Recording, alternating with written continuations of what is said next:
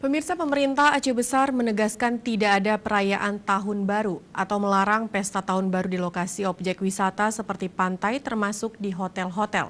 Seruan dan himbauan tersebut sudah jauh-jauh hari disampaikan kepada seluruh pengelola objek wisata dan hotel.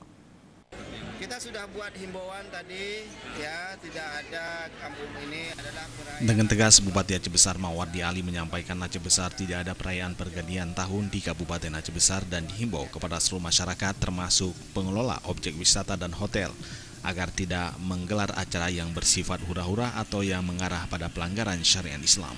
Seruan atau himbauan yang sudah dikeluarkan oleh pemerintah Aceh Besar sudah disampaikan kepada kampung-kampung dengan harapan seluruh masyarakat Aceh Besar mematuhinya.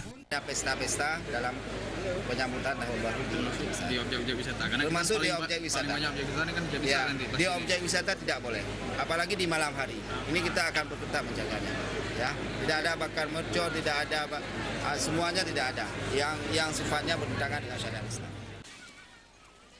Di samping itu, Mawardi Ali menambahkan pihaknya akan mengawasi dengan ketat hotel dan objek wisata agar pada malam hari tidak ada hura-hura yang mengarah pada pelanggaran kanun syariat Islam dan bagi pelanggar akan ditindak tegas oleh pemerintah.